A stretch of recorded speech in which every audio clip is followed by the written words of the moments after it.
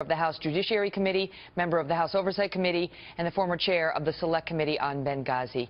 Great to see you tonight, sir. Thank you for being with us. Your reaction now to this news about the FBI. Well, I think Director Comey did the right thing in supplementing his testimony. Remember, Megyn, Commissioner Koskinen is in trouble because he did not take the step of supplementing his congressional testimony.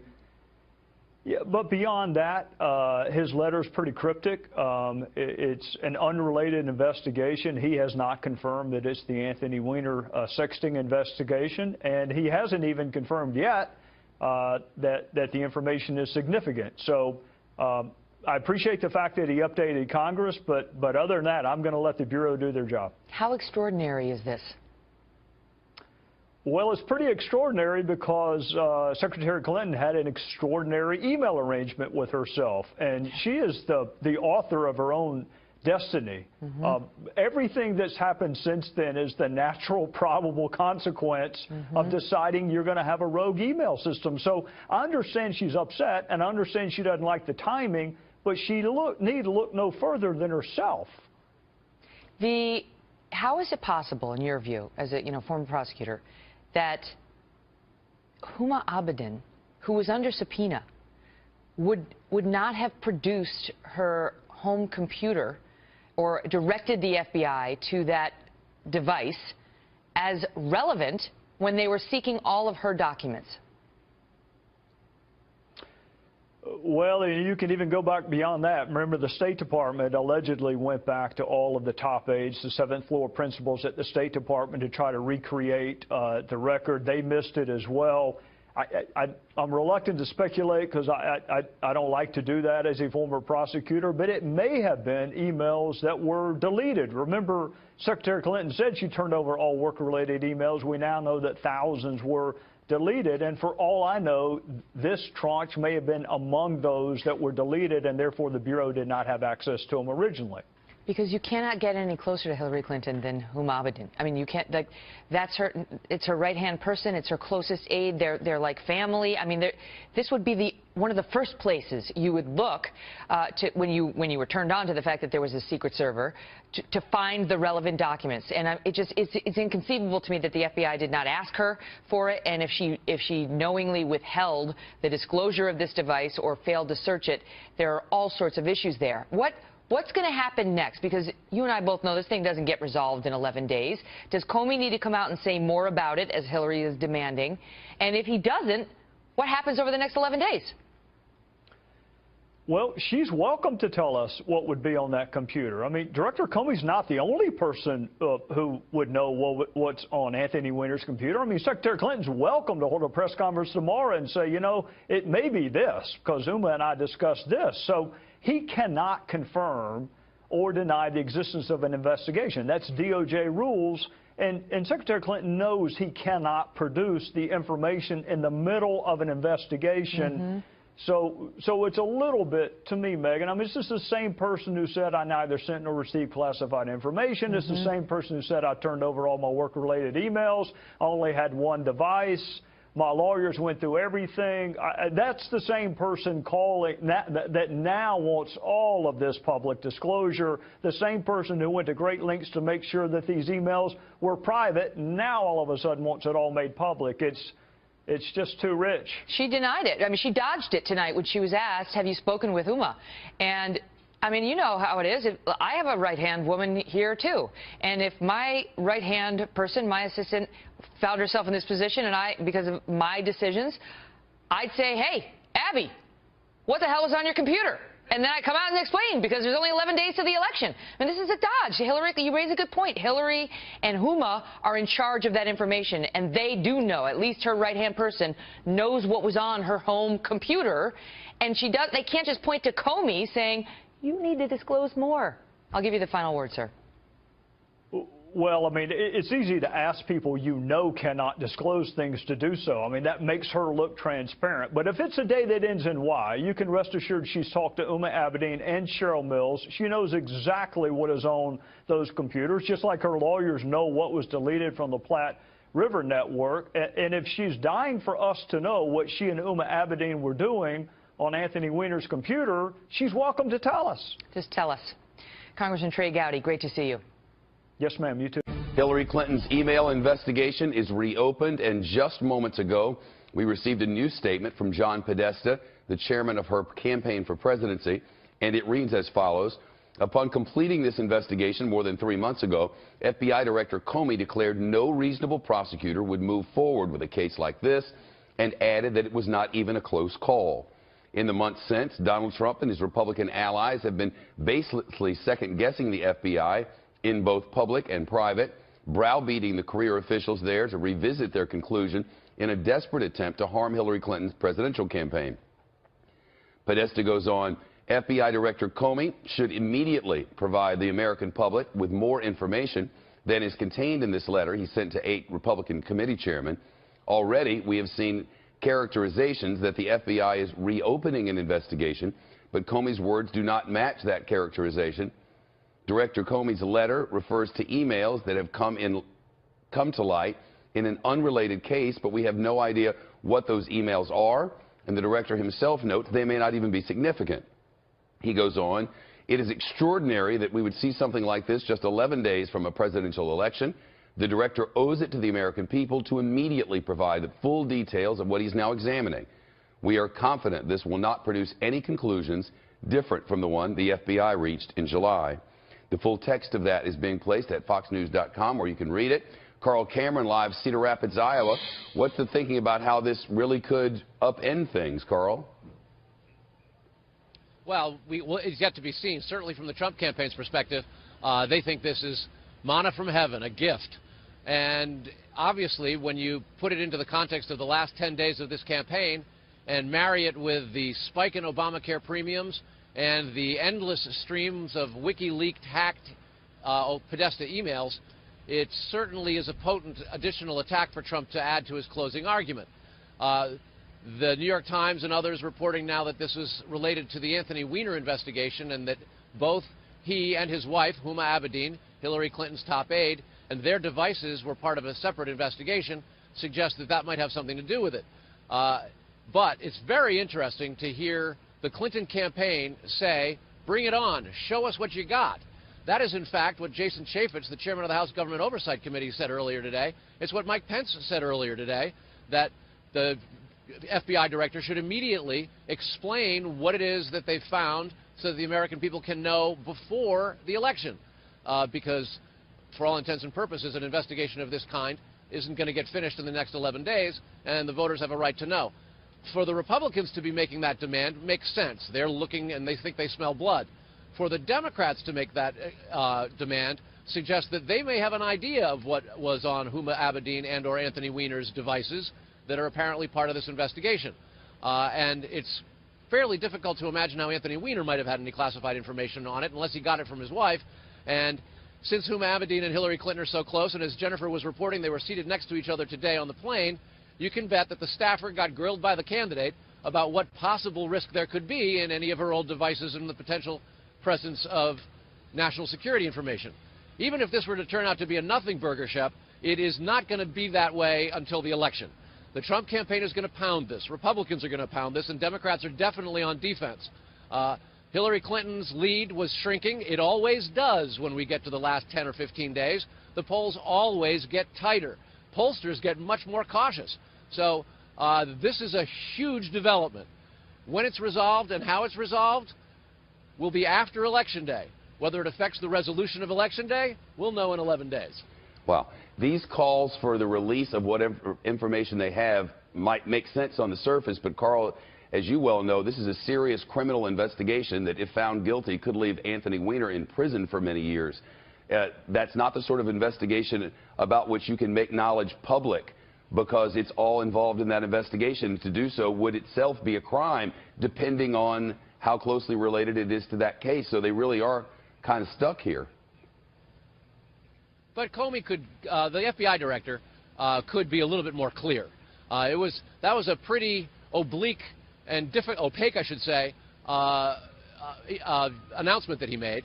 And the word out of the Justice Department and out of some in the FBI is that this may not be the kind of catastrophic wound and injury to Hillary Clinton that Republicans would hope for. That doesn't mean that Donald Trump can't turn it into one, however. This is politics. This is not a Justice Department investigation or an FBI investigation. This is an American election. And with the Republican and Democratic candidates pounding them one another with insults far more than policies and offering for the taxpayers, the way it's adjudicated will be vastly different from the way things work at the FBI and the Justice Department. Yeah, there's no doubt there. Catherine, stay with us, Carl. I have absolute confidence that everything that could be in any way connected to work is now in the possession of the State Department. Or not. That was former Secretary of State Hillary Clinton defending her use of a private email address and private server when she was America's top diplomat. Mrs. Clinton insisted that her lawyers had filtered through more than 60,000 emails and turned over each and every document that was relevant to the business of the State Department. However, today, some, including the New York Times, raising new questions about Mrs. Clinton's claims after a Clinton insider named Sidney Blumenthal is called before Congress and turns over an additional 120 pages of previously undisclosed emails. How did that happen? Republican Congressman of South Carolina, Trey Gowdy, is chairman of the Benghazi Select Committee, whose investigators uncovered these emails. Mr. Chairman, good of you to be here tonight. And so you get this guy, Sidney Blumenthal, in for a deposition today. And last night, miraculously, you get emails of Hillary Clinton's that pertain to Benghazi and Libya. Yes, ma'am. These are emails that would clearly be relevant to either a letter request or a subpoena. What I cannot tell you, Megyn, is whether Secretary Clinton failed to turn these documents over to the State Department or whether the State Department failed to turn them over to our committee. I can just tell you that no previous committee, including our committee, had ever seen these emails or memos until late Friday night. This guy is relevant because she wanted him to work for her at State, and the Obama administration said no. He's a sketchy figure, according to some. They said, no, we don't want him. She used him offline. She used him anyway. And usually those in the decision-making positions, as Politico outlined today, at these major agencies get vetted intelligence. The secretary is supposed to get vetted intelligence, not Sidney shooting her his thoughts off the top of his head from Libya, and he was apparently compromised. Now, are you at liberty to discuss at all what he told you today? Did he confirm any of that? Sure. He confirmed the fact that he initially wanted to work for the Department of State, and the White House nixed that. And he not only was he providing corroborated, unsubstantiated intelligence to our top diplomat, he was just simply forwarding on intelligence that somebody by the name of Tyler Drumheller was sending him. Oh. He didn't know if the sources were legitimate. He didn't know whether or not the information had been corroborated. He was merely a conduit between somebody who may have had a financial interest in Libya and our nation's top diplomat. She says, I have a lot of friends, and I stay in touch with them. And what's wrong with receiving a little information from a friend? Well, if that information is as poorly vetted as the information she received from Sidney Blumenthal, that would be a problem. But secondarily, I would tell you this. Her other friends are not emailing her about Libya. He is. And secondarily, she used the word unsolicited. Megyn, when these emails are released, I want you to count the number of times she said, keep them coming. This is great. Useful information. I don't know what her definition of unsolicited is. But it's very strikingly different from my own. In the meantime, everybody wants to know when Hillary Clinton is going to appear before your committee and answer questions. Will it be under oath? And if you don't have a date yet, why don't you? Yes, ma'am, it will be under oath. And in Secretary Clinton's defense, she has been ready to come before our committee since last fall. In our defense, we didn't know about her email arrangement last fall, so that might have been why she was so anxious to come. My condition precedent is very simple. The State Department needs to give me all of the emails that we have requested from the 7th floor principals, including Uma Abedin, Cheryl Mills, Jake Sullivan, Patrick Kennedy. Exactly, because she's been insistent that she's coming once. I have to be equally insistent that that one time be constructive and productive. So as soon as John Kerry gives us the documents that we are entitled to, I will be thrilled to schedule. Are you still Secretary not getting Clinton. the emails from her staff? On what basis are they retaining those? On what basis are they withholding them? The basis that there's nothing I can do to them. If they do not turn them over, other than cut their appropriations, which we have tried to do, both the Senate and the House appropriators, public shame, which doesn't seem to work, But I don't have a police force. I can't send somebody over to the State Department to seize these documents. It's up to the honor and the ethics of John Kerry. He's the one person standing between me and Secretary Clinton having our, as she put it, single conversation. Well, we're looking forward to a second conversation after you have that one here in the Kelly File. Great to see you tonight, sir. Yes, ma'am. Thank you. Now, Republican South Carolina Congressman Trey Gowdy, he's a member of the committee uncovering all of these documents, and they have subpoenaed Secretary Kathleen Sebelius for more. Congressman, good to see you tonight. And so, as the president was out there repeatedly with the 1-800 number, he knew that basically was just another way of sending people to the website ultimately. It's a facade. It's one of several facades, Megyn. And you know, the president already has a Nobel Prize for Peace. I think he's shooting for one in fiction. To send people to the mail instead of the website when you know that you're going in exactly the same queue is a facade. It's a Potemkin village that is calculated to mislead folks and create this appearance that everything is going swimmingly when you know otherwise.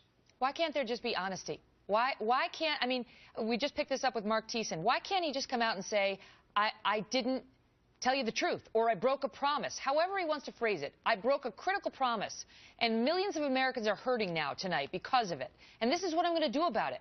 We don't have that. We have, what I said, he said, what we've said was, if you had a policy that didn't change. That's not what he said. And now the thing about, oh, well, you can just call the 1-800 number. Well, that just directs people back to the website. I could have sworn he said period at the end of that statement, and now he's added a rather lengthy footnote. The answer to your question, Megyn, I've never understood why politicians don't look at their fellow citizens and say, I made a mistake, I need you to forgive me, and it won't happen again.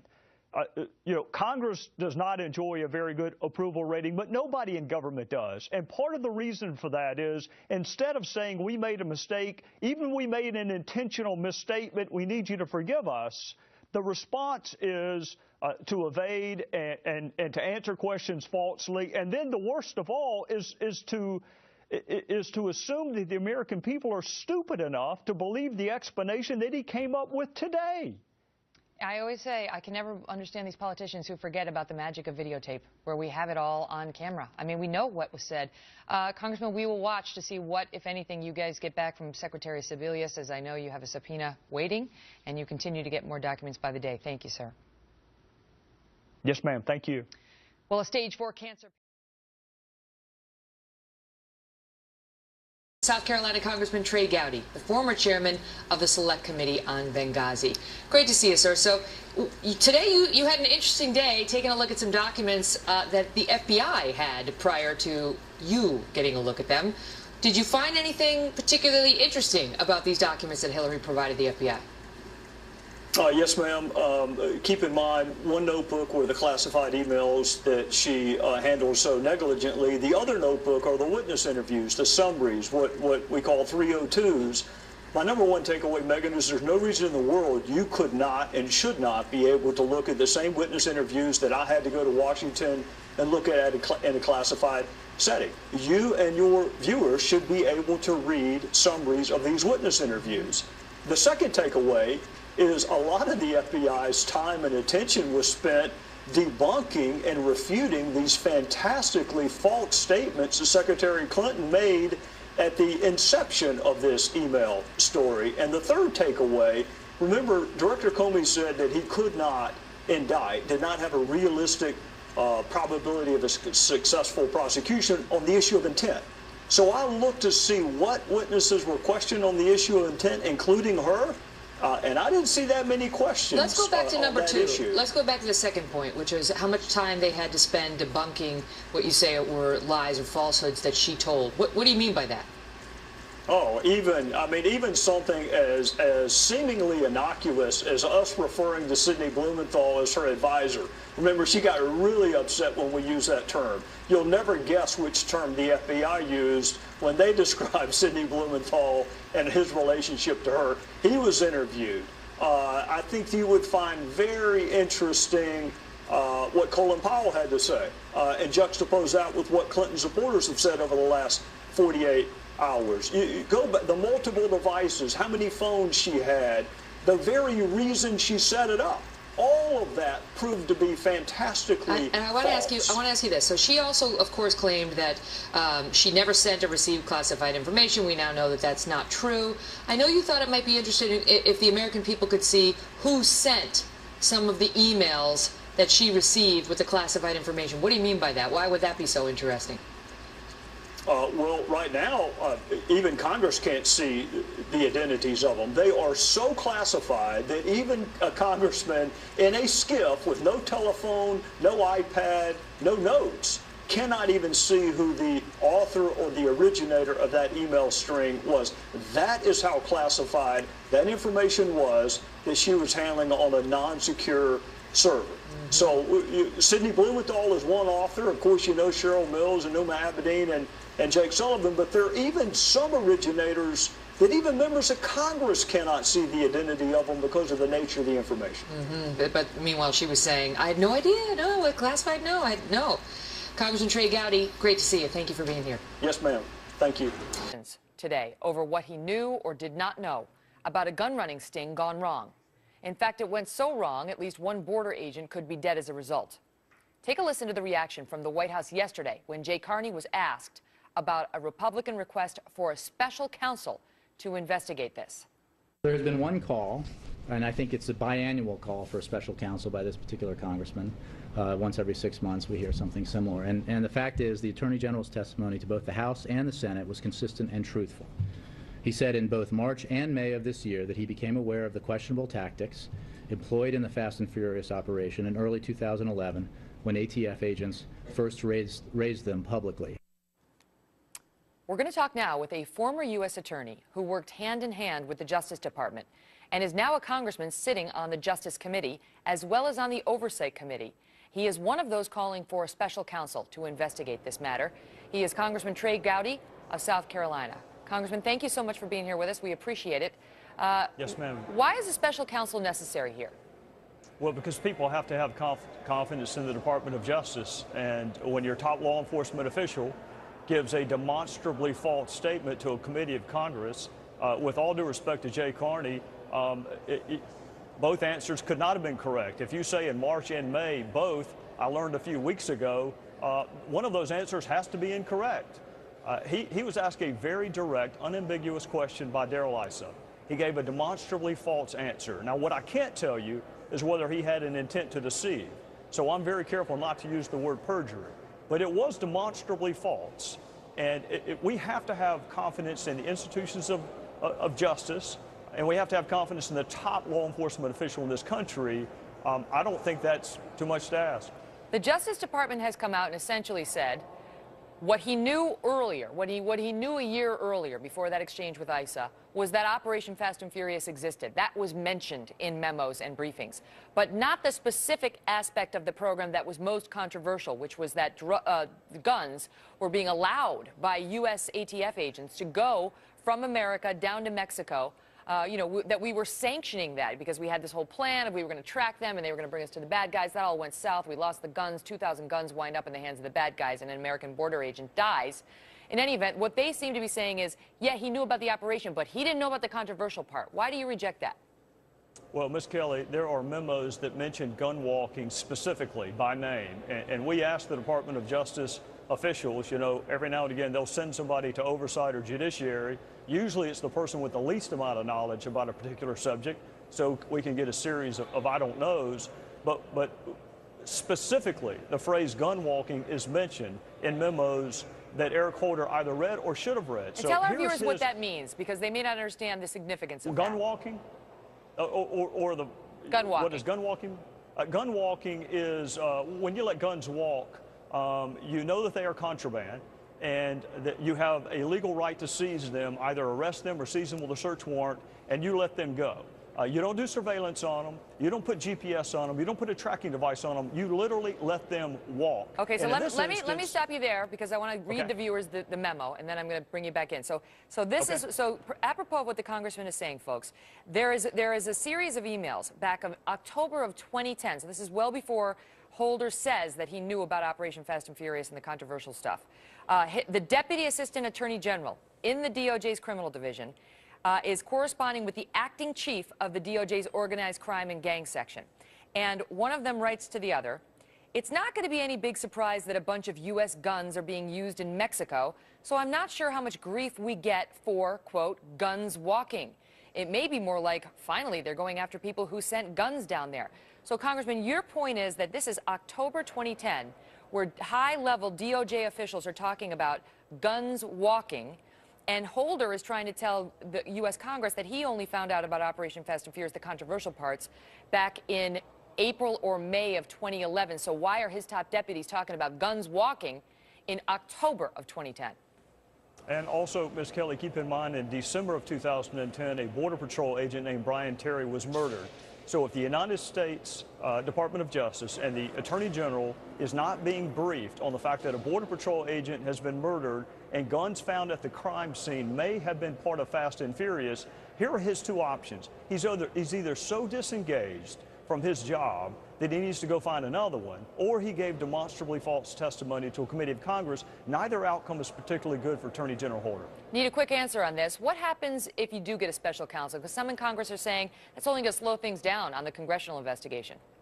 It could, but you also get access to a grand jury. You have all of the accoutrements of a federal investigation. You have the imprimatur of the United States law enforcement, either a retired federal judge or a career prosecutor, and you kind of depoliticize it, which, you know, Ms. Kelly, I'm a former prosecutor. I take no delight in criticizing the Department of Justice, but if we don't have confidence in the Department of Justice and our top law enforcement officer, we're not going to make it as a republic. So I'll sacrifice the political benefit so the American people